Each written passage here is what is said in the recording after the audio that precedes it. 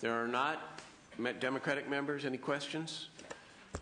If not, Ms. Senator Fuller? Nope. All right, we'll take a motion by any member. So moved by Senator Harman. Please call the roll. Senators Alquist? Aye. Alquist, aye. DeLeon? Aye. DeLeon, aye. Fuller? Aye. Fuller, aye. Harman? Harman, aye. Steinberg? Aye. Steinberg, aye. That's a 5-0 vote. Today, we have 2 gubernatorial appointees, one required to appear and one not, and we will begin with the gentleman that is required to appear, and that is Kenneth A. Clark, Associate Director, who's up for confirmation as the Associate Director of the Division of Adult Institutions, Department of Corrections and Rehabilitation. Please have a seat. I want to make a brief opening comment because you're the first of our corrections appointments to come before the Rules Committee under the new gubernatorial administration. And this will be, of course, the first of a number of corrections-related appointees. Prior to the 1995 reorganization of the Department of Corrections and Rehabilitation, just for members of the committee and members of the public, the Rules Committee confirmed all warden appointees and the agency secretary. We no longer confirm individual wardens, but now focus on top-level managers of the department and associate directors who oversee specific missions. In addition to the reception center mission that Mr. Clark oversees, we will also hear those who oversee general populations, high security, and female institutions. So these are high-level policy positions. It's, of course, our obligation as a state to manage our prison system effectively. It's clearly one of the most important functions we perform because it goes to the heart of providing for the safety and the security of the people of California. We also have a responsibility to try to prevent those who go to prison from victimizing others once they are released. And of course, the vast majority of people who enter prisons, in fact, eventually do get released. We also know we have recidivism rates hovering around 70%. And I think we are all committed to trying to do a better job to increase the chances that the time spent in prison is, if you can say well spent, is well spent. And the reception centers, I think, are particularly important because that's where inmates go before they are transferred to where they will be housed during their term. It's sort of the front line. So today we want to have a robust discussion about how the function's being managed, about your assessment procedures in determining where an inmate should be housed, and what we're doing to address safety and security. So I want to welcome you to the committee.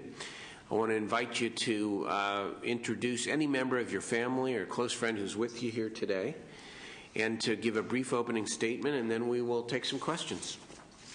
Thank you. Welcome. I'll go ahead and start with my opening statement. Sure. Good afternoon, Chairman and members of the Senate Rules Committee. My name is Ken Clark, and I'm currently the Associate Director of Reception Centers. Thank you for the opportunity to appear before you today. I'd like to start by providing a brief description of my career with the California Department of Corrections and Rehabilitation. My career as a correctional officer began at the California Correctional Institution at Tehachapi in 1983. In 1989, I became an academic teacher at the same institution. During my tenure in correctional education, I promoted from academic teacher to principal. In 1997, I became a facility captain at North Kern State Prison. From this position, I promoted to associate warden, chief deputy, warden, and warden at the California Substance Abuse and Treatment Facility at Corcoran, and to my current position as associate director of reception centers. My main area of responsibility is administration of correctional institutions and their efficient processing of inmates from the department's reception centers to their designated mainline institutions. I received my Bachelor of Arts degree in Liberal Studies at the California State University of Bakersfield and my master's degree in administration from the same university. I participated in the Education Administration program at California Polytechnic University and received my administrative credential. My unique career path has provided me with the opportunity to work in areas of custody and programming.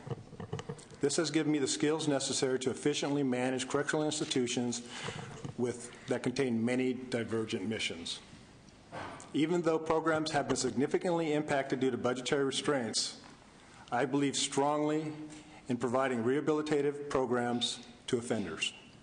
I also understand that in order for rehabilitative programs to be effective, all CDCR departments and staff must work together with the common goal of providing the best programs available. I would like to close by stating that the California Department of Corrections and Rehabilitation has been good to me and to my family. And this is my opportunity to give back to the department.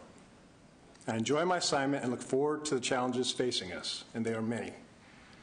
At this time, we'd be happy to answer any questions you may have. Thank you very much. Senator Alquist, would you like to start? Yes, thank you very much. First, Mr. Clark, I'd like to thank you for your work in this area. I have visited 4 prisons over the years, including Pelican Bay. And I have 3 or 4 questions. In 2006, 205 cell phones were discovered in prison. By 2009, cell phones in prison were a full-blown epidemic, with 6,995 found. Last year, 10,761 were discovered, and that's an increase of 54% just from 2009 to 2010. Some of California's most dangerous convicted criminals have been found in possession of a cell phone. Phones now have the ability to record video, take pictures, and connect to the internet. So the first question is, what security and public safety concerns do you have regarding cell phones in prisons? Cell phones are obviously a very serious security risk for the capabilities that they possess of communicating freely when or if an inmate would like to use them for whatever purposes.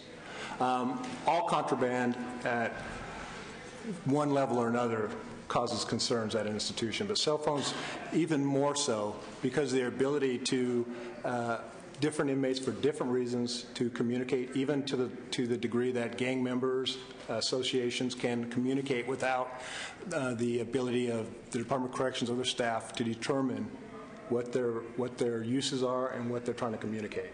So I see it as a very serious.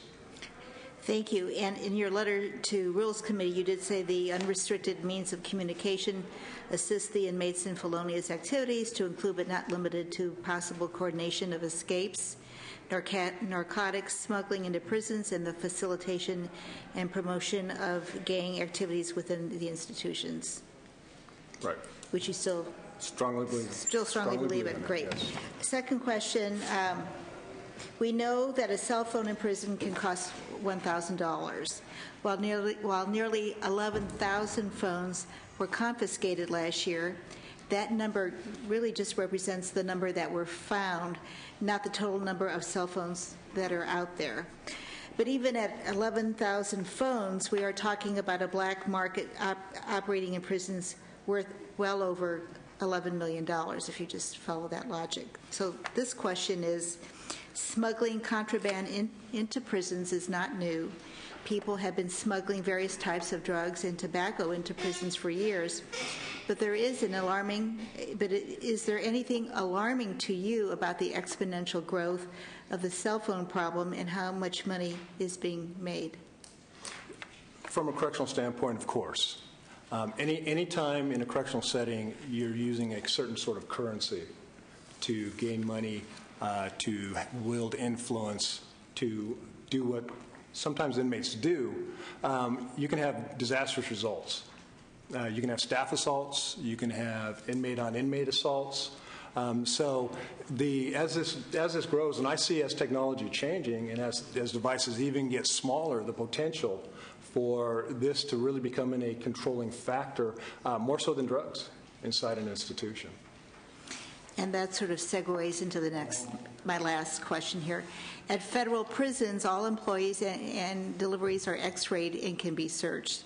Understanding the public safety threat, before walking onto an airplane, people are subject to a search and they go through an x-ray machine.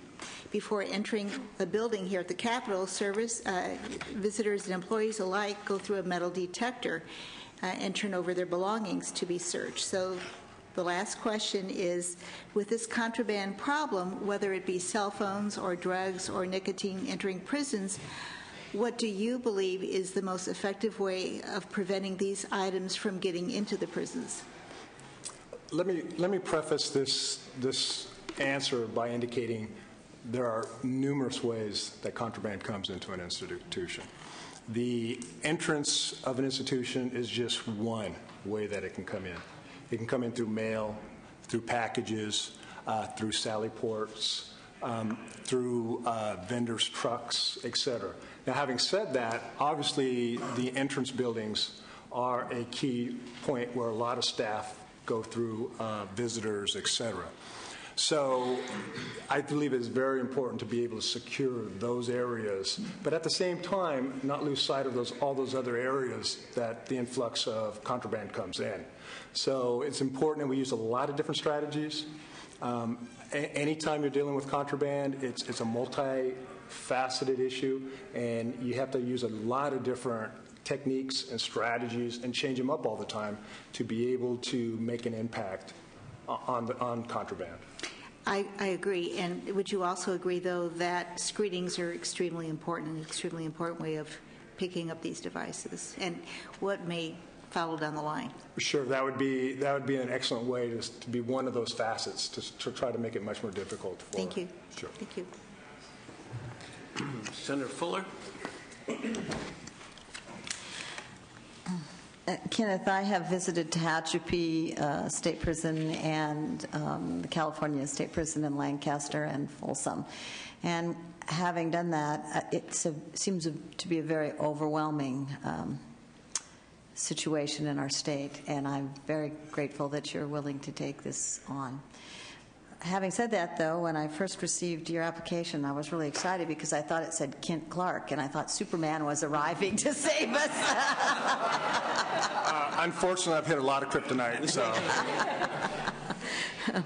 But after reading your resume and thinking about our discussion in the office, I think we're just going to change your name from Kenneth Clark to Kent Clark, because certainly you've got some great ideas and you know my area well and are my concerns. And my question just again today, I'm still sort of cheating by picking your brain more than asking you to come up with something different. But I just want to know, when you take these prisoners in, what strategy or process do you have available or will you use that helps you, when you take them in, be focused on the output of when they're going to leave? What is it that we have available? I'm really worried that all of the new strategies being proposed may rob us of our loss of focus, that the day they step in is the day that we need to know how we're going to use their time productively so that they leave us in better shape than they're leaving now. And I couldn't agree more with the chairman's point that most of them are coming out to the communities around us, and so I think that your point is well taken. There are a number of tools that staff use to try to determine where the inmate is, where the offender is in their status of when they're entering the institution. They look at, obviously, background factors. That we take a look at health, we take a look at psychological issues, we take a look at education. We try to look at all the different dimensions of what makes the inmate who he is or who she is. At that point, then, we try to make assessment of what institution they should go to and what programs or programs could include health care. It can include mental health. It can include a whole gamut of things. Where best is it for this inmate to serve their time? Keeping in mind that this is a time with a lot of limited programs due to budget cuts, and that's the reality of where we're at. It's very important, probably more important than ever, to make sure we get these inmates to where the best suited to help them. Okay. Again, the goal is to help them do their time, as we talked about a little earlier today, a little bit better, a little bit more effectively, a little bit.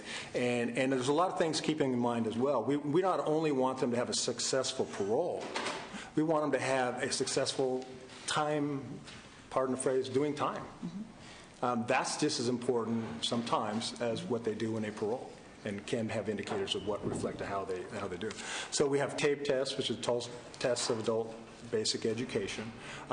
We have a number of tests that we do to try to determine what program we can put them in, what institution, and try to find that place that's best. And a lot of times location and family support is very important as well.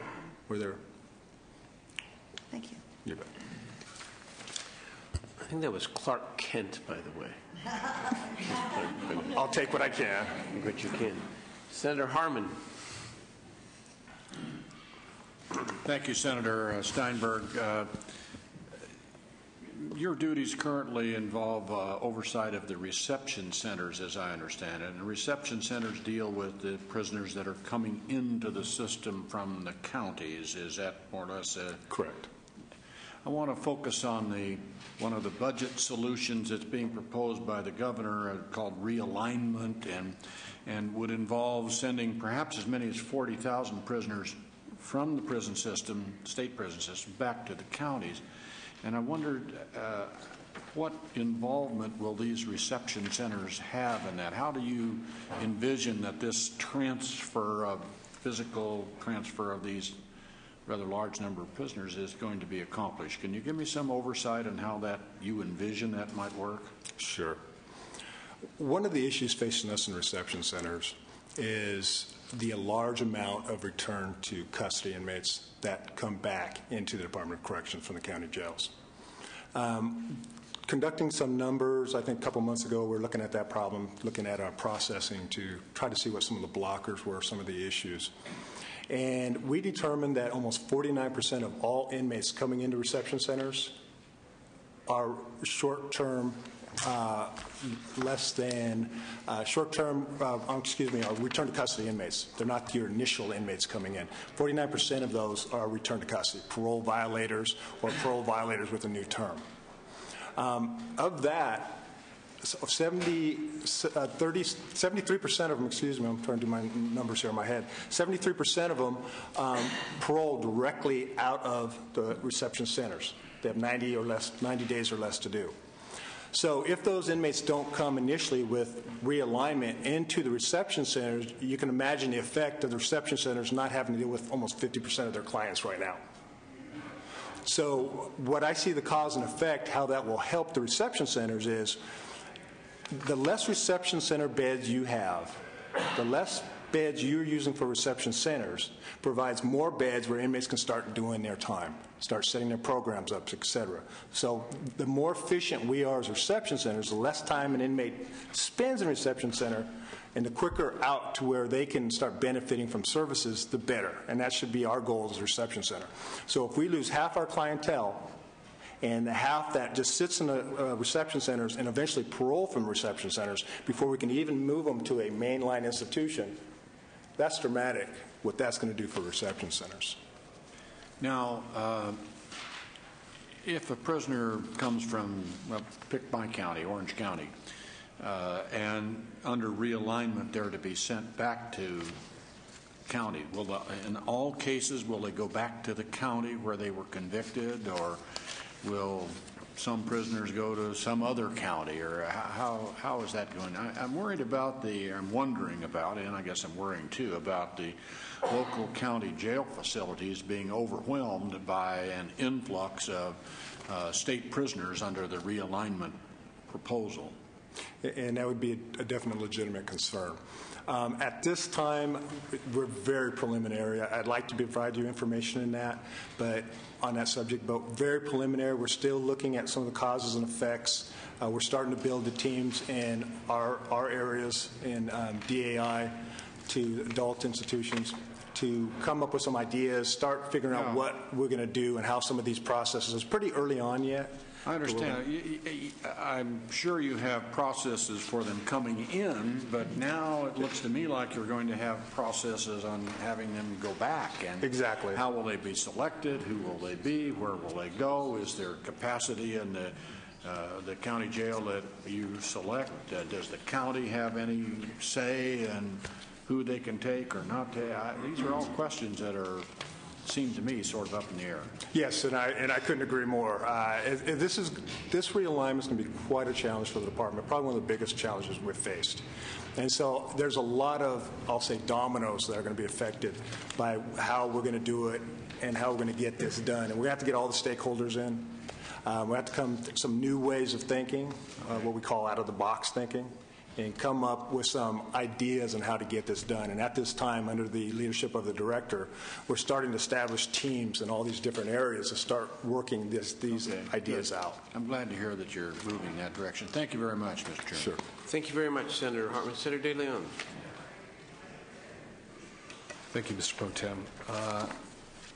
We had Mr. Clark, a good conversation yesterday. Give me your perspective with regards to, obviously, we talked about the high recidivism rate we have in California. I don't know if it's one of the worst or if it's the worst in the nation. Obviously, we have a system that's broken, and there's a whole variety of reasons, a whole variety of variables. Share with us your opinions, what those variables are, the high recidivism rate we have, and share, spare no punches, please, whether it's us, the legislature, have contributed to this greatly. If it's your fellow colleagues, if it's Mr. Kate who's here too, whoever, please spare no punches. Just give us the skinny in your opinion. Why do we have such a high recidivism rate, and what are the leading contributing factors to this? Okay. And what can we do in a perfect world, given obviously we have a massive budget deficit? Right. Kind of what we talked about yesterday always comes to mind when people ask me that question. They say, why do inmates come back? Why is recidivism so high? And I can really pinpoint some ideas in my mind, a lot from the career I've had in the department, my interactions with inmates, interactions with staff. One of the things I used to do, and I did it for approximately 2 years, is I taught pre-release. And what that was is you would take an inmate 30, 60, maybe 90 days before they're paroled, and you would take them and try to get them ready before they parole. You would teach them how to do interviews. You would help them do a resume. You would search resources for them. At that point, we'd even do a driver's license, get them ready, and actually DMV would come in, and you'd really try to prep them. Well, I think the concept was good. But I think most people would agree 60 to 90 days with an inmate who's done 10 years, 15 years, it's late in the game to try to get them to that point. But what I would see is the fear of the inmates themselves, kind of the hopelessness of as they were trying to get ready. And one of the questions that I probably ask it 100 times because I was teaching interviews, I was teaching how to get a job, how to be successful, is, well, Mr. Clark, how do I answer the question to my employer or potential employer, have you ever been convicted of a crime? And you'd always want to say, well, integrity is important, you need to tell the truth. And they said, well, Mr. Clark, as soon as I do that, I won't get that job. And so from a very high level, that told me a lot of what I need to know. If they can't come out of the institution and they can't be accepted back into a society as viable people or contributing members, the hopelessness that you would hear in their voice was really compelling. So it starts at a societal level. I mean, as a society, a lot of times I think we know that they're not welcome back. They can find certain jobs, certain low-paying jobs that some people will provide them, but it's far and in between. And then I discussed with them, well, where are you going to parole? Well, I'm going to go back East LA. And I said, well, what are you going to do? Oh, my homeboy is going to pick me up, and we're going to start doing what we do. Well, they go back in that same environment, so a lot of times that's against them as well. They're back with their same people without the support structure to be successful, and so they get back into that rut. Now that's a very high level, and hopefully I'm giving you what you wanted. Now, going to the institution, having been an educator and the frustration of teaching individuals and not knowing at the end of the day or the last time you give them their GED or graduate them because they have a TABE score, adult basic education score of 9.0, did you do anything for them? Did you make a difference? That you didn't have, most of the time you didn't have that answer to that, and it is quite discouraging. So there's failures, there is so multifaceted failures, I think, of what makes an inmate, once he paroles, come back. There's forces outside in the community, there's forces inside in the institution as well. And keeping in mind that we're in a budgetary constraints, there's not enough resources put forward to help these individuals be successful. But it's just not it's not an issue of throwing resources. It's the right resources. It's the right things that we can do for these individuals to get them on track of where they need to go. Well, it's okay. You said this. You've acknowledged that we have the conundrum we find ourselves in right now is we don't have the resources, but it's not necessarily throwing more resources above and beyond what we currently have at the moment. So you're saying it's doing it right. What's doing it right mean? What it means is taking an individual inmate and treating them as an individual, not treating them as a one-size-fits-all. If instead of taking a person and say, okay, you have a grade level of reading, we're going to put you in a reading class or this VOC program, and you're going to participate in it. What we need is to find out what makes this individual tick, what are some of his or her weaknesses, and what do we need to do to get down below the surface and decide what we need to do best to serve them, not just throw programs at them. If you take a look at public schools, high schools, they identify individual needs of each. They do assessments. They understand, effective schools do, of what their individual students need. So they need you can't put all inmates in academic classes. You can't put all inmates into vocational classes, and you can't put all inmates into drug treatment programs, and you can't put all inmates into college programs. So being able to do the correct assessment with limited resources and putting them where they need to go. So I would make the assumption that we don't have an individualized treatment plan, if you will, or rehabilitation plan, sort of like a massive economies of scale. It's kind of a massive economies of scale, if you will. Situation with regards to the prisoners the inmates as they enter the system? Probably is the most encouraging part of my career at this point is I think there's an effort by the department to do that. I think we're catching up into the 21st century and start looking at tools, at things we can use to start doing prescriptions for individuals instead of trying to do prescriptions for populations. Okay, all right, and I'll finish right there, Mr. Pro Tem. Just one commentary, and I know it's a tough job. It's an extremely difficult job given the circumstances, and I'm not looking for equine therapy, if you will, or this type of individualized therapy. But I would say, and I would submit to everybody here, that I think a lot of folks in there, aside from mental health disorders, whether it's schizophrenia and bipolar, a lot of them do need some sort of mental therapy, whether it's anger management, disassociation, or whether it's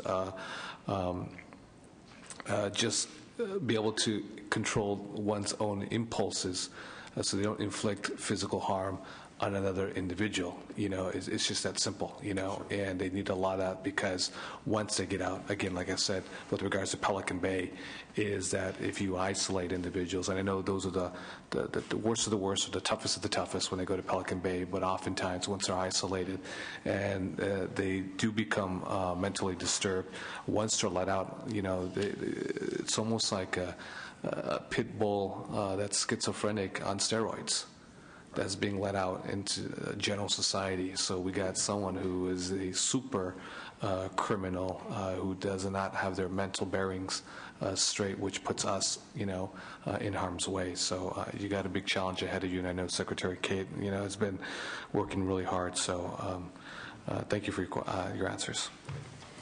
Thank you, Senator.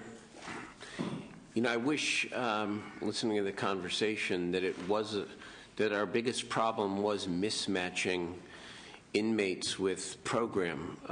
Fact of the matter is, program hardly exists because of what we've done to the budget here. And, you know, I would argue that we're paying a price and will continue to pay a price because, but for those who serve life without parole or those who are condemned inmates, again, the vast majority of people will get out, and we're not doing much, and increasingly less, to help them prepare for the world and for us to be safe as a result.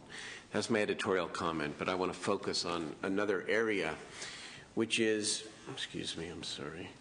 which is the issue of assessments, because that's one of the primary responsibilities of the reception center itself, as you know. And in your correspondence back and forth with the committee, you stated as your goal to get down the average length of time that a reception center inmate is processed to 60 days. And currently, for new commitments, the average is 102 days.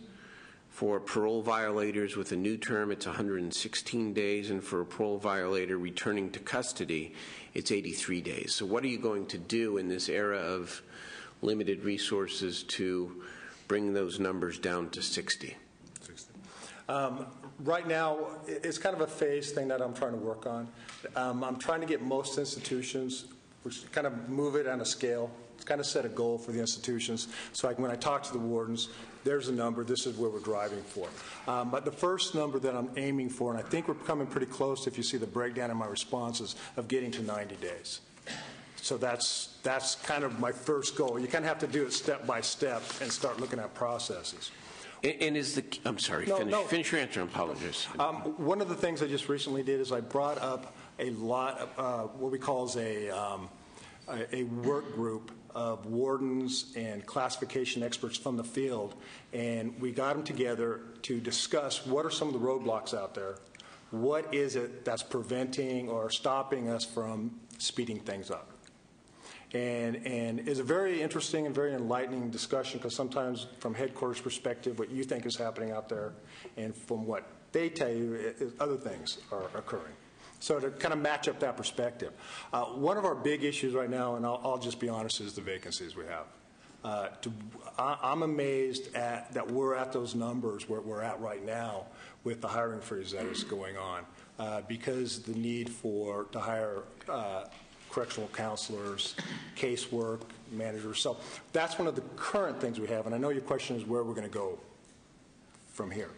What we have to do is my goal is to work to get the reception centers to all do the same thing, to process inmates as much as we can with best practices the same way. Sometimes what you'll find with institutions is each starts to do it their own way. And if you ask them, they will tell you their way is the best way because they're doing it.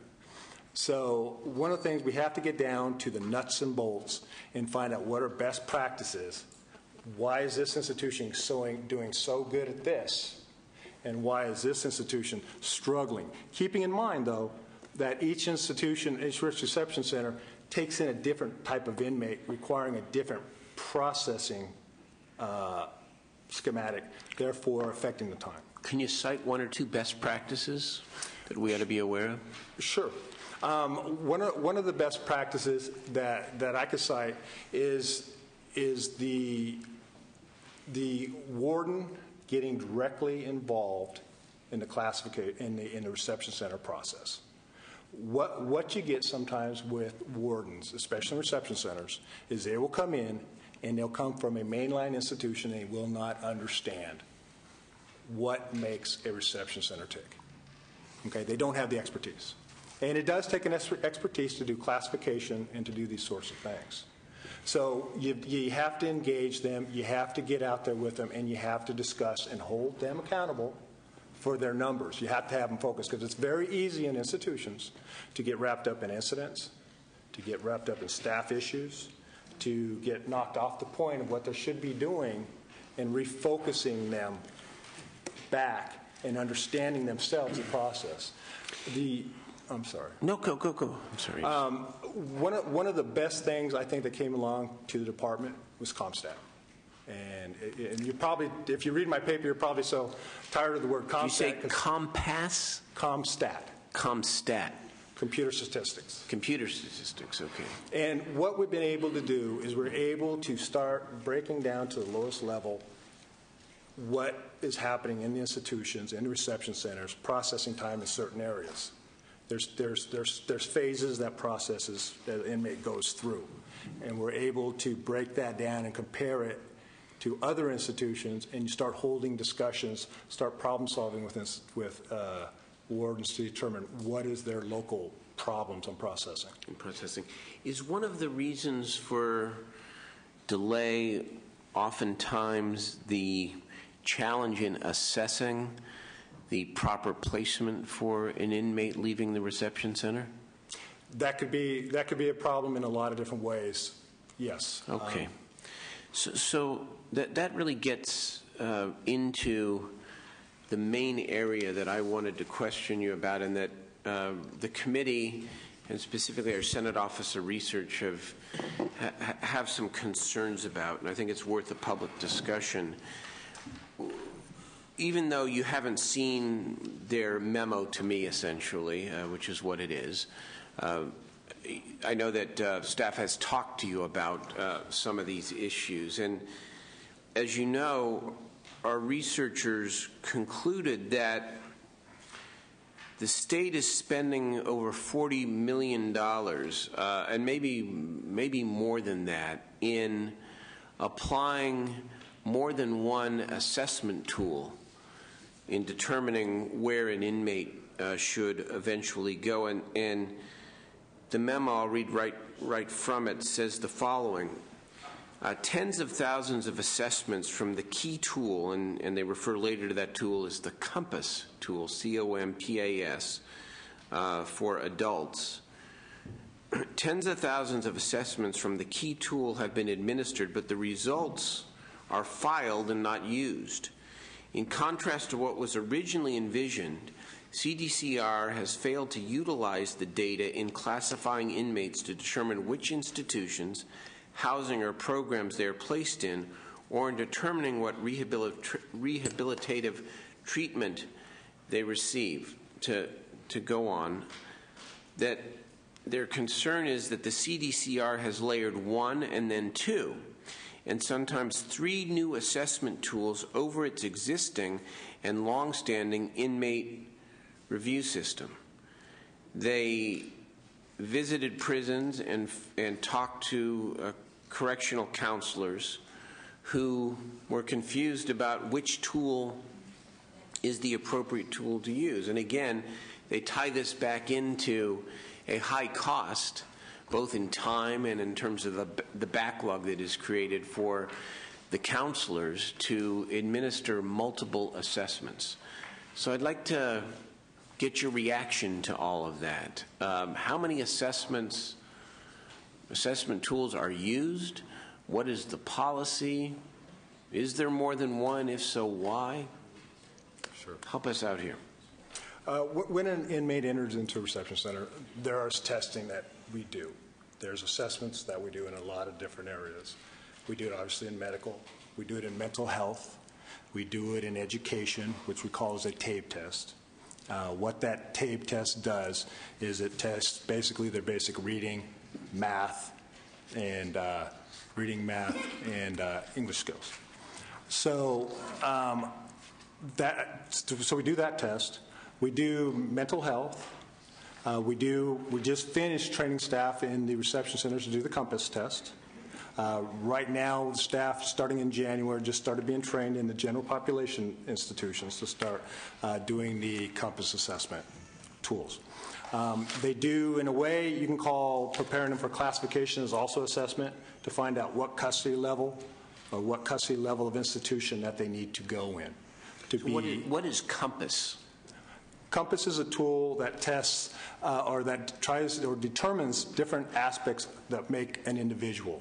What different aspects that make, for example, family, risk factors, anger management issues, academic education issues. So is it the overriding tool that encompasses all of the different categories that you just discussed? To my understanding, no. It's just another facet. It's another tool that helps determine where the inmate should be placed, what programming needs, what support needs that individual needs. Therefore, at some point, the inmate can be determined where they need to go, what program they need to be put in, so that they can better benefit.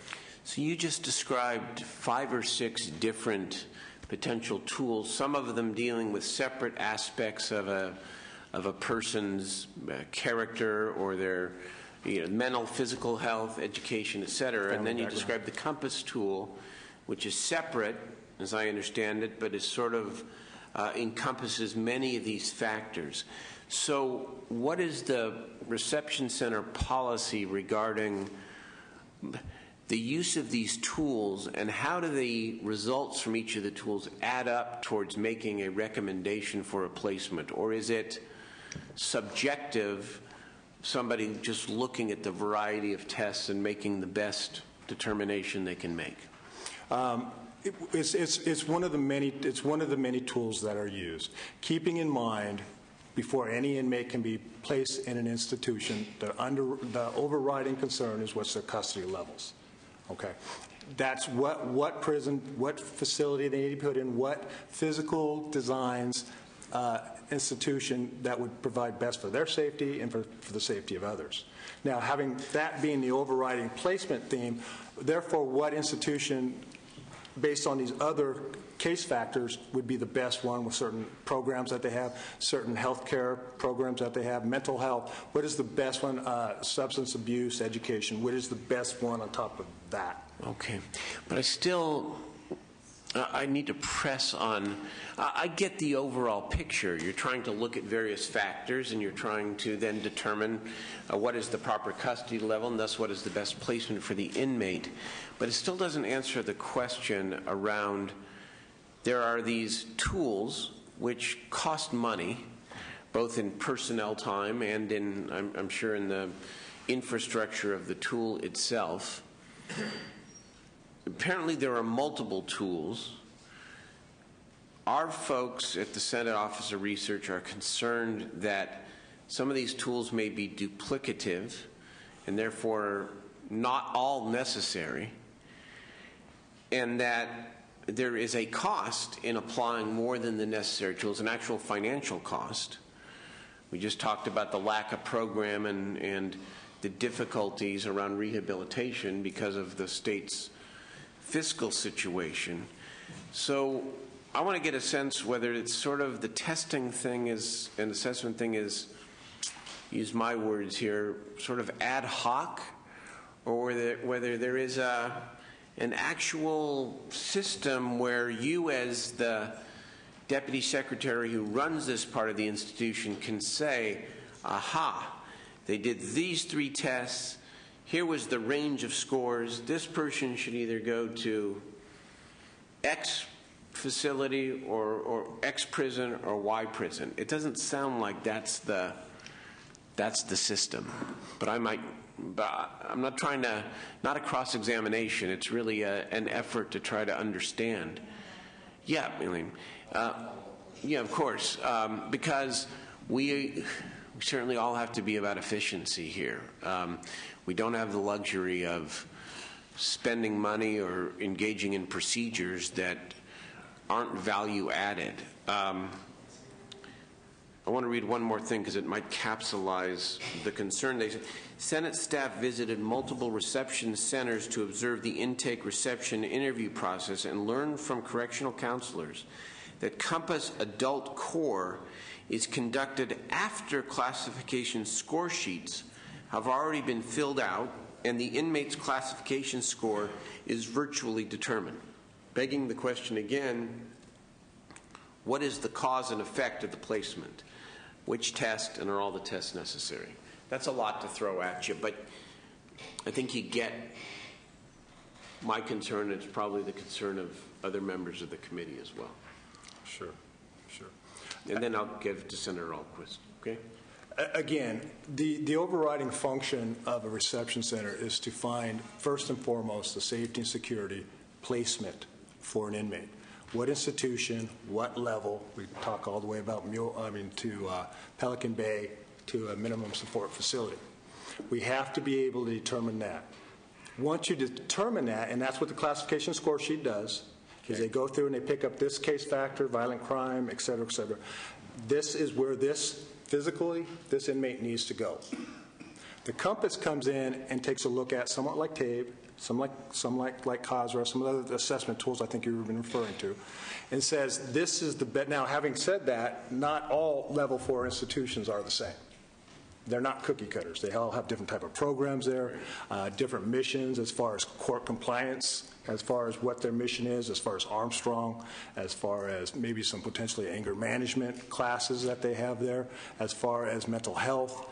So you take a look at those, you use that as another part of the tool to say, okay, between these level 4 institutions, this would be the best place of those level 4 to put this individual in. Try to get them closer and to the programs or to the resources they need. So you're saying there's no problem really with there shouldn't be a problem with the conclusion as stated that Compass isn't used to determine classification scores, because those are in fact supposed to be determined, and Compass then is just among level 4, here are the various institutions that might or might not meet. That'd be the best benefit or with those programs. Senator Alquist? Thank you. It turns out I do have some follow-up questions inspired by the discussion here. Bottom line, how do you decide who goes where? And I'm not really interested in talking about the tools, but just how do you decide who goes where? I mean, prisoners are spending as much as, 115 days or so in the reception center. Right. And so I'm also wondering what they're doing there, but how do you decide where they should go? Okay. And when you say you, I'm referring, I guess what you're referring to is that the individual, how the classification committees do after the casework, and the counselors do their casework, where do they decide where that individual Yeah, how do you figure that out? And then I have two or three other things. Okay, we refer to the classification score. That is one aspect. Again, and not to beat that drum too much, but it is your underlying what institution level should this inmate go to. Is it level 4, which is the highest, yep. Level 3, level 2, level 1. So there's a lot of case factors. You have different types of level 4s. You could have a sensitive needs level 4, or you could have a mainline level 4. This inmate has to be assessed for mental health issues, medical issues. That's also thrown into the mix to determine. Where I'm kind of going with this is that I remember the phrase you said, you want same in the different reception centers. And I think what you want is best. And what I'm wondering is, have you evaluated, and I haven't gotten into even the database part of this, but have you evaluated which reception centers, based on when the prisoner is out, which ones are ending up back in the institution versus the ones that don't go back? So I'm talking about best practices, identifying them and seeing that they're done in all of the different reception centers. And that includes, but not limited to, assessment tools as well as the quality of the person who does the assessment. I mean, what we're really talking about in some senses is if we were in an educational, in a school setting. So, right. And then tracking that information, having it online so that when someone, since many of them do come back in the system, at least you have a record of what the real issues are. Okay. What I want to clear up is one individual doesn't determine where an individual inmate goes to. How many individuals do? They have one correctional counselor does all the casework. And once they complete all that casework and do all the documentation, they submit it to a classification committee, which the warden can sit on it, a chief deputy warden, even sometimes an associate warden. And they present all the case factors, and they determine, based upon the information, which is the best institution for them to go to. And as a committee, with the chairman, they agreed this is the best. So they review the work of the Correctional Council. So I understand that part, thank you. But I don't think I've gotten answers to the part on, are you using best practices throughout the whole reception system? And are you also evaluating those who do the assessments to see that they're equally doing a good job? And I certainly think a piece of this that I would like an answer to is, are you tracking who did the assessments, where the prisoner was referred, what happened to the prisoner after he or she got out of prison? And you can see what worked well and what needs to be changed. I mean, I'm talking about a very thorough, deliberative practice here that I don't think I've gotten an answer to. Well, I'm more than happy to provide you with that answer. To my knowledge, we do not track the information that way. Okay, so, there's no correlation. We've never worked to find a correlation between. And in your very important, I'm sorry I interrupted you. In your very important position, are you willing to look at and to implement some real assessment factors for those who do the assessments, as well as following up on what happens to the prisoners afterwards who received certain kinds of assessments versus others who may not have? I'm very willing to discuss that with the Secretary and my supervisors. And to recommend it? We'd have to take a look logistically at what it would take to do that. Again, remember, I know you have limited resources. Yeah, we have a lot of limited resources. But the cost is low if it means you have a lot of people who don't go back into the system. Right. That's on the basis that I think your basis, the premise is that based upon where an inmate is placed by a certain correctional counselor, that there'd be a correlation if they come back as far as recidivism. I even go beyond that. I even go to the point of saying the quality of the person who did the assessment as well as the outcome. There are two different pieces to it. And there's another review process that I would like to throw out there. We do have what we call CSRs who are from headquarters who do review the work, and they have to do the final approval on where these. And my last point is not a question so much, since I asked the question, I'm not sure that I got an answer, but what I would say is, how do you decide where someone goes? Obviously, it's going to be to see that that person is in a place where they can do no harm. And then it's going to be in a place, hopefully, where they can get some help. And I think both of those factors need to be a part of this early piece in your reception center. And I agree. And one of the problems with placement is overcrowding. It's finding that right bed, finding that space. That's also a contributing factor. Also, keep in mind, inmates have enemies as well. You can say this is the best institution for this individual, but he may have particular enemies at this institution, a number of them. So therefore, there's so many different layers. Well, unfortunately, maybe that has to be a part of the equation then. Yeah, there's a lot, yes. And the equation is the right word. It's very multi-level, trying to find that spot with all the demands. Thank you. Senator Harman, you had some follow-up as well. Yes, just very quickly, Mr. Chairman, thank you. The facts and statistics you have provided to the committee indicate that 49%, almost half of the people that come to the centers are returned to custody, parole violators returned to custody, and that their average processing time is 83 days. Why does it take 83 days to process someone that's been there before? Presumably you have a file on that person, you've done a mental health check. Now I recognize the time they've been out, facts and things could change a little bit, but it would seem to me that those particular types of prisoners could be processed much quicker and than 83 days. That's an average. That means many more are taking longer than 83 days.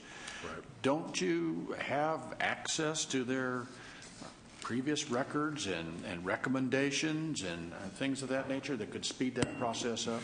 You do have access on a case-by-case, depending what county they come from, what records that county provides you, how quickly you can get that. So that's always a struggle.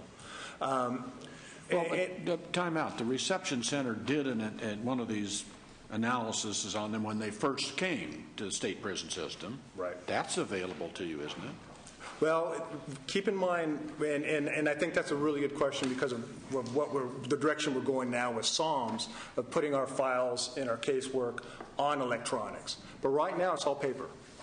So when an inmate paroles, that doesn't mean that institution would perpetually keep that file there. Okay. It could go into archive, it could be placed, it could go to parole, things like that. So based upon, we're coming up with a new design, SOMS, where just like when you go to a doctor now, a lot of them now don't have your file and paperwork in it. You have medical records, yes, it's called. It's kind of where we're going. And so you can look in that file, and if we have access to it electronically, obviously it's going to be much easier to be able to obtain that. So I'm hoping with SOMS coming on, we'll be able to dent into that. In the same area, do you have a timeline that you insist on your employees that work for you to complete this task and this task and this task as far as this processing is concerned, and are they meeting those timelines? Well, that is somewhat of a struggle that currently I'll explain. What we're trying to do is the union, we have never made an agreement with the correctional lot CC1 of what kind of how many cases they should produce in a week, let's say. We're currently at the table negotiating that right now, trying to determine a number that you can go back and hold each CC1 accountable. This is your caseload. This is what you will be responsible for.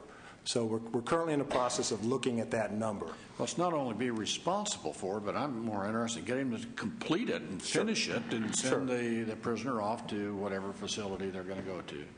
I would encourage you to set up timelines where certain goals must be accomplished by. Mental health has to be done in X number of days. All education needs to be evaluated in X number of days. Okay, thank you very much. You bet. Thank you. My last question, then we'll take witnesses. Again, to get back to this COMPAS issue, because you know Carol Hood. Do you know Carol? I know of her. Yes. Right, the former Chief Deputy Secretary of the Adult Programs. When she was up for her confirmation in 2008, she said that initial steps were taken to incorporate COMPAS into the classification and endorsement process, that instructions were issued at reception centers to use COMPAS in conjunction with other forms used in the classification process when endorsing an inmate to prison. So is it part of the classification process or is it not? And has it changed contrary to what former Chief Deputy Secretary Hood told the committee was the purpose of the assessment? How it works is the correctional casework that is completed and the classification score is the basis of where an inmate will go. All that COMPAS does is helps direct them to the best institution in that level. That's the word compass. Direction. Never mind. Okay. Let's hear from witnesses. Maybe the secretary, maybe somebody can help with this piece of it. Witnesses in support. Witnesses in opposition. Okay. Witnesses who have no opinion. Well, I don't have any doubts, Mr. Clark, about your qualifications or your competence or your ability to do this job, but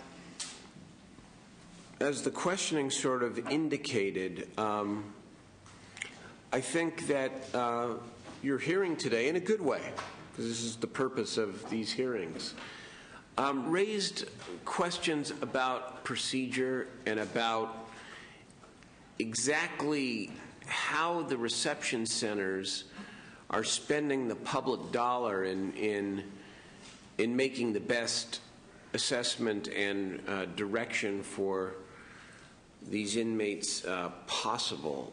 And it's not that I expect, as one member, would expect the reception center or for you to be the ultimate determinant of of whether or not an inmate is a recidivist or not. As Senator Ahlquist indicated, though, it's the start of the process.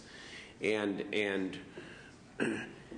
yet we have this information from our own researchers that there are these variety of assessments, and I think you've done a pretty good job in trying to explain it, that COMPAS itself is sort of an after-the-fact determination, after classification has already been made.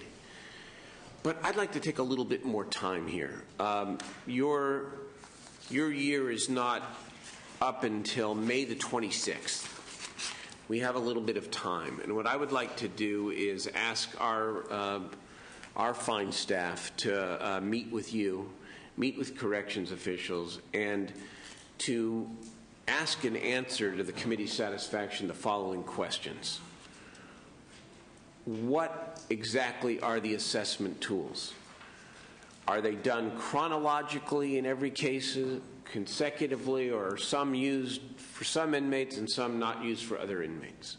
2, are there assessment tools that are in fact duplicative and therefore unnecessary given the budget constraints? 3, what is the overall cost of these assessment tools? And are we using appropriate bidding procedures or other competitive processes to make sure that we're getting the best product at the right price? Members, you could add to any of those questions, but I think those are the 3 things based on the testimony that I think we'd like to hear from. We'd like to hear back from you. We'd like to get that report, and we'll reset you, and we'll proceed forthwith. I would hope to support your confirmation, but we want to use this opportunity appropriately to really get a handle on this concern that there are a lot of tools out there, and whether or not they are the most effective tools, I haven't heard any concern about you're placing inmates in the wrong institutions. That's not what I've heard. But I have heard, just as we deal with regulations, big issue around here now, and that we can't afford duplication if it exists. If it doesn't exist, and we can explain exactly, again, whether these tools are in fact sequential, are all part of a whole, and how they work, in which cases, and how you're minimizing the costs, then it'll be fine.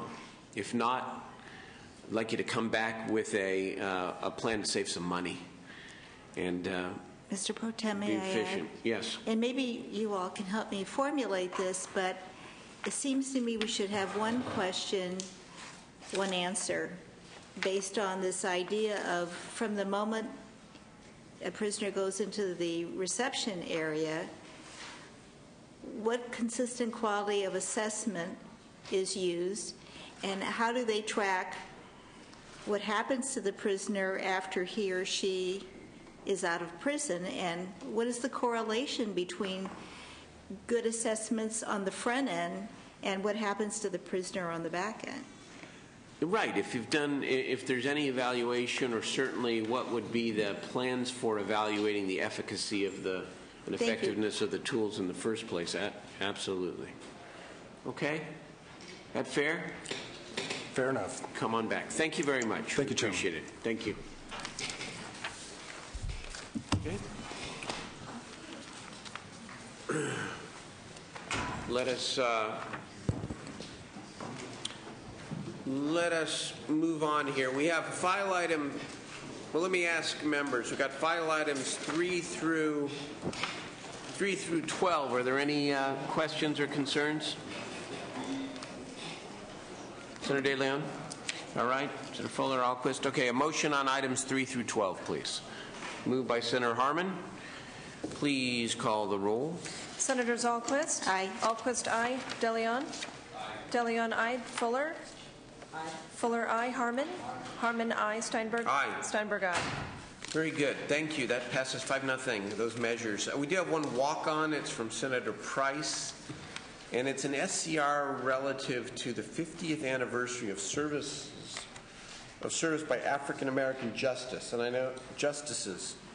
And I know that there is a display that is going on upstairs, and Senator Price asked me to bring this forward because of time sensitivity and the fact that they would like to announce this on the floor the same day as the exhibit is present. It's not a policy issue or one that anybody's trying to jam.